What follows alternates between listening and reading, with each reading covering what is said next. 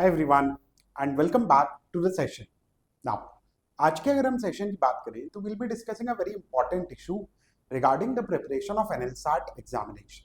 ठीक है, NLSIU जो अपना NLSAT का पेपर कंडक्ट कराता है वहां पर एक बहुत ही इंपॉर्टेंट पोर्शन आपके लिए प्रिपेयर करने के लिए जो होता है that's part B of the paper.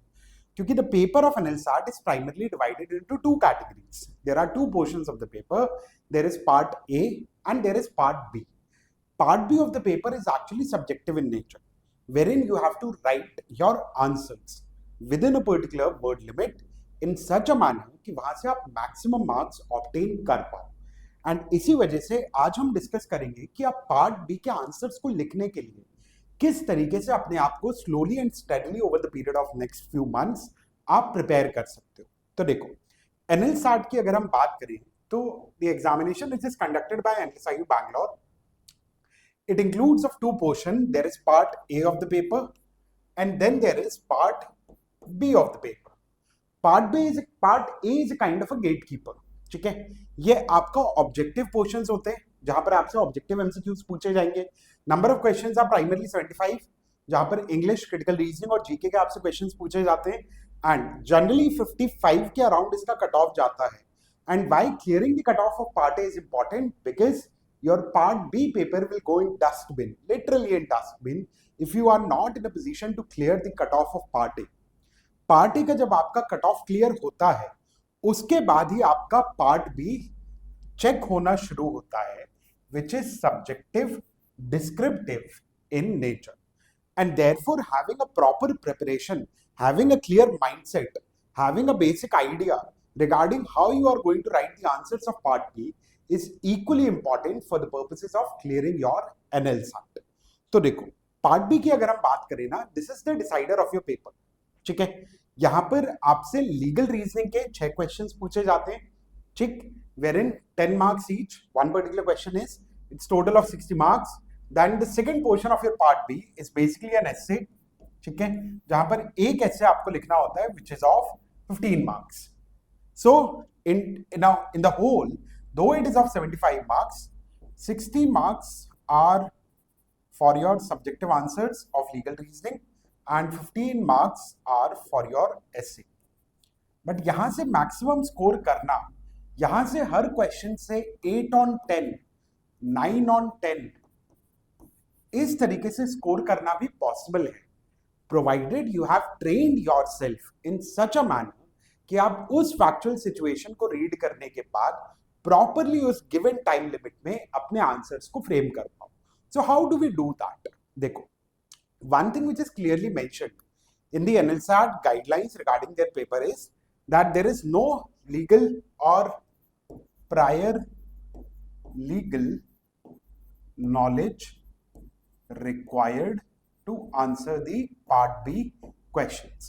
But recently NLSIU ने एक वेबिनार कंडक्ट करवाया wherein they clearly stated that using prior legal knowledge is not a problematic issue. ठीक है, if a candidate while writing their answers in the part B portion wants to use their prior legal knowledge or extra legal knowledge, they can do it. But if you are using that prior legal knowledge, then you should do it correctly. And prior legal knowledge can be utilized or can be managed in the issues related to your static laws. Those static criminal laws, those static issues of law of contracts, those static issues of law of torts. If you are well versed with those concepts, then you can use the prior legal knowledge from that particular portion. But you just have to remember one thing, that if you are using the prior legal knowledge, then you should do it properly. ठीक है, that is, you cannot use a particular concept in a wrong manner, because that will create a negative impression in the mind of the examiner. So you can use prior legal knowledge, but the best part can be, you see, a factual situation will be given along with the legal principle involved in that. And most of the questions which are given in the paper are not necessarily associated with most of the questions which are given in the paper are not necessarily associated with your static concepts only. There can be n number of issues on which a particular factual situation can be given regarding your NLSAT paper or regarding any legal issue for that matter. right? So it's not possible to use that prior legal knowledge in each and every question, right? So ऐसा नहीं है कि आप use नहीं कर सकते हो, जहां पे आपको दिख रहा है कि स्टैटिक का कॉन्सेप्ट है वहां पे आप उसे यूज कर लो जो आपके पास प्रायर लीगल नॉलेज है।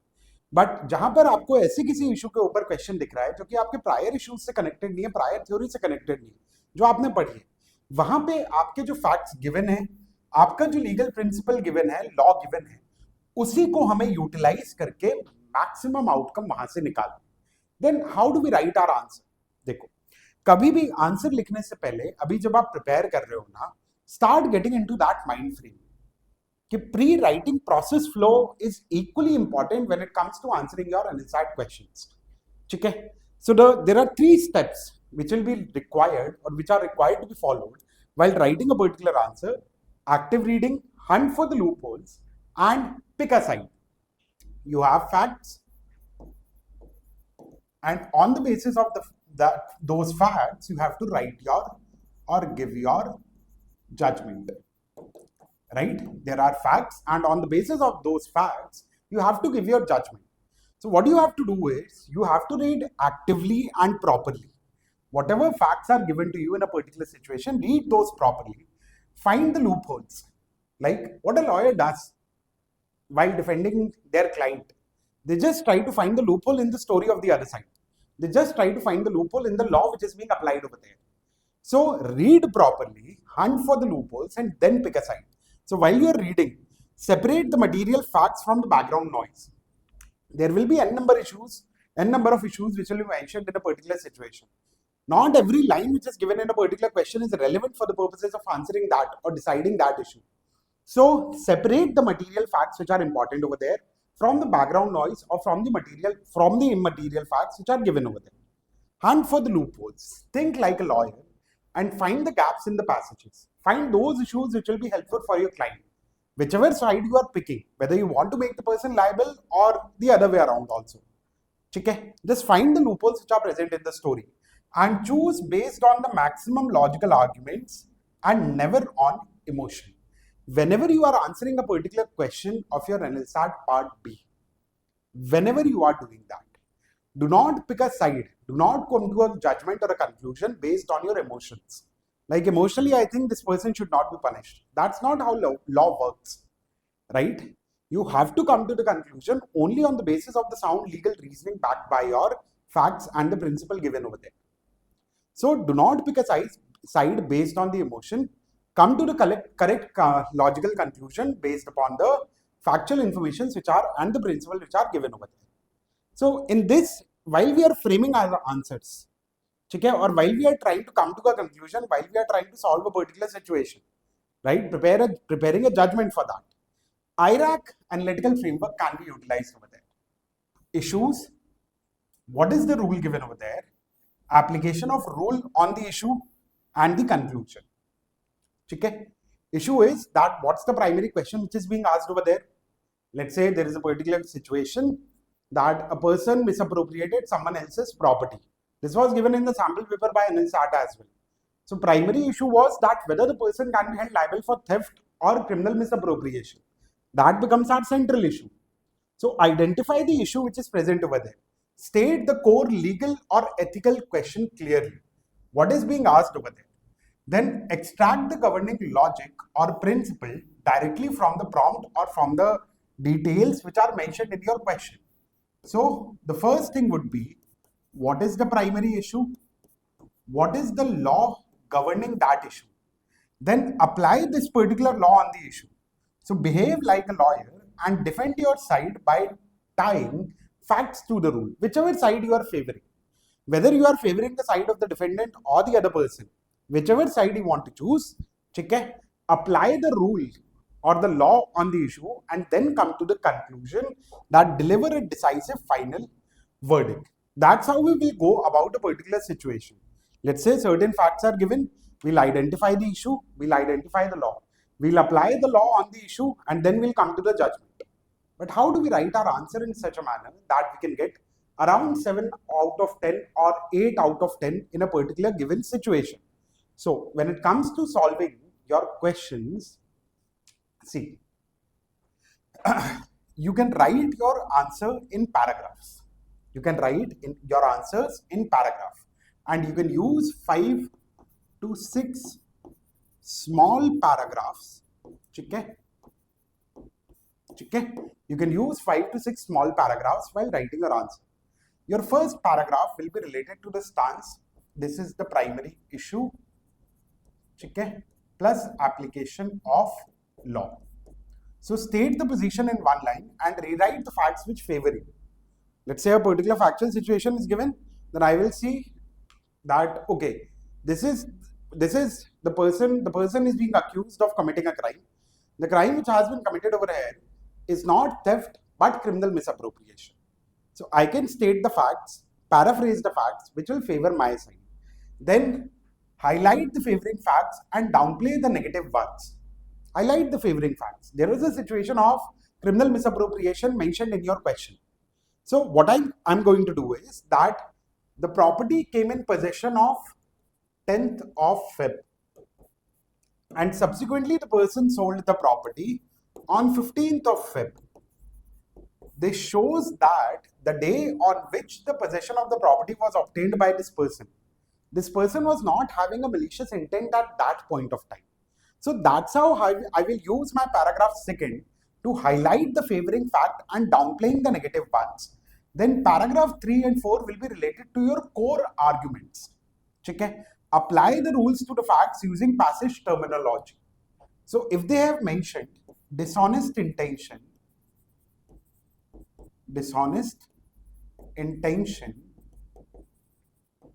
in your factual situation.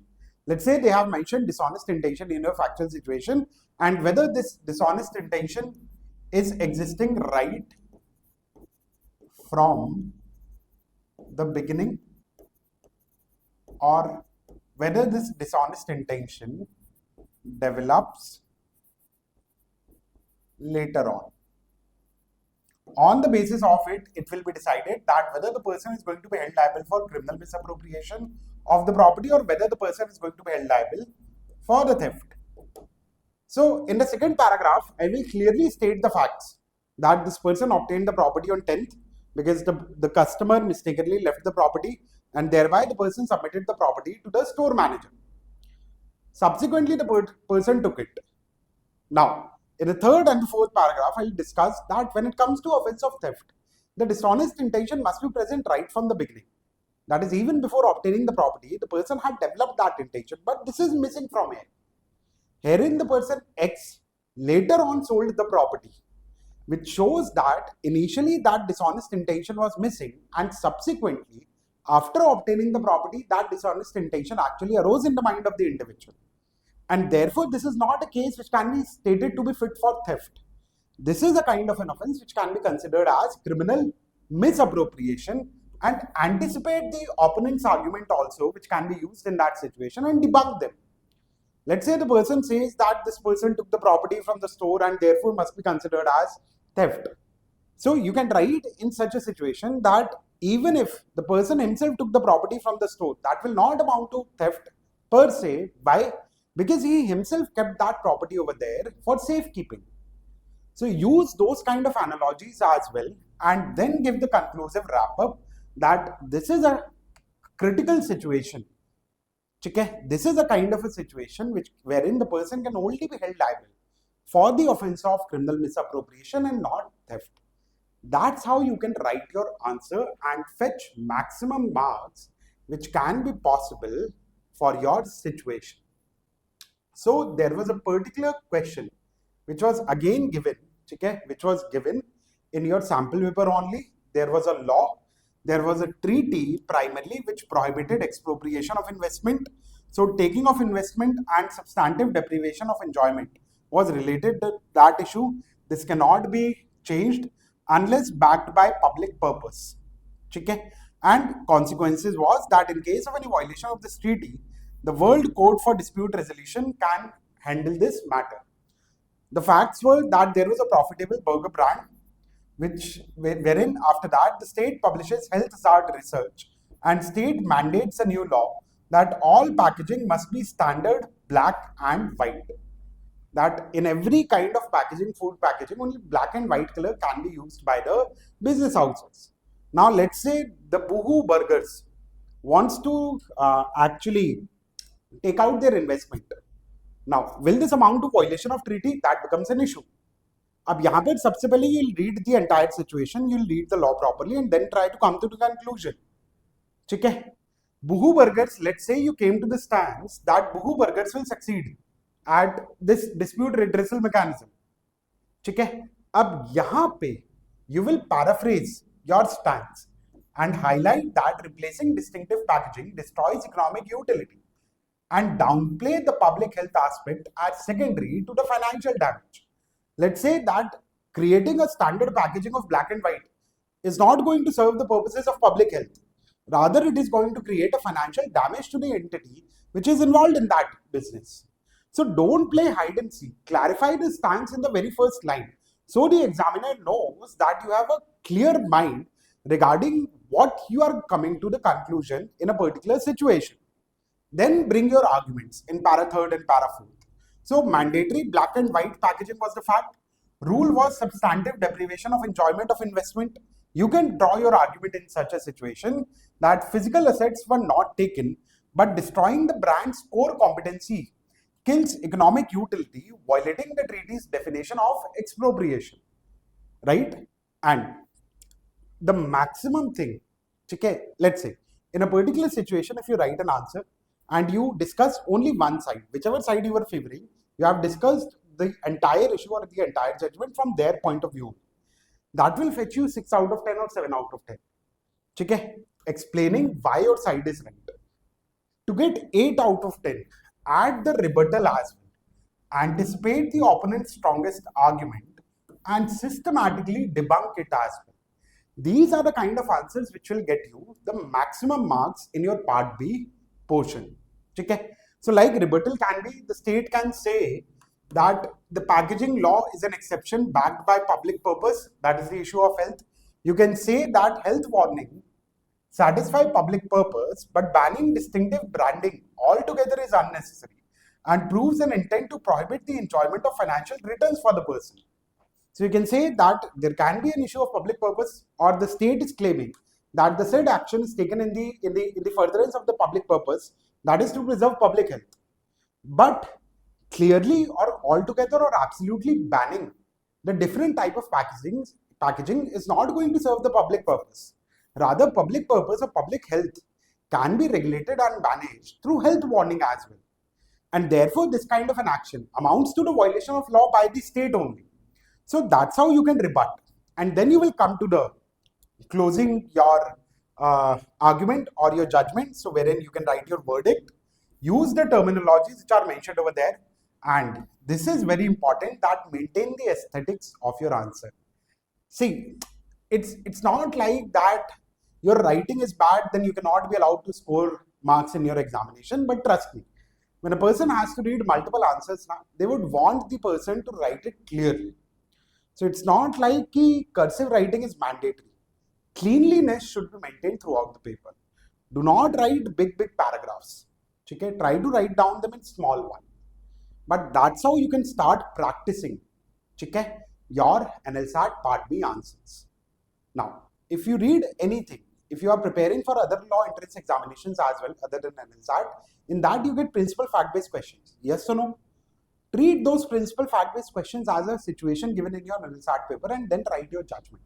That's how you can utilize the material which is given for another paper for the preparation of the NLSAT examination as well. And rest, you can do one thing, that you can join the Telegram channel of the 3-year LLB of LegaLEdge. You have Instagram channel as well. You should regularly follow the YT channel as well, and you can join the TRK Law community. And if you have any doubt, any concern, you can connect us with support@toprankers.com as well, and you can call this number as well. So I hope this particular session was helpful for you guys. Rest, just keep studying, just take care of yourself, and I'll see you soon. Thank you so much, everyone. Thank you.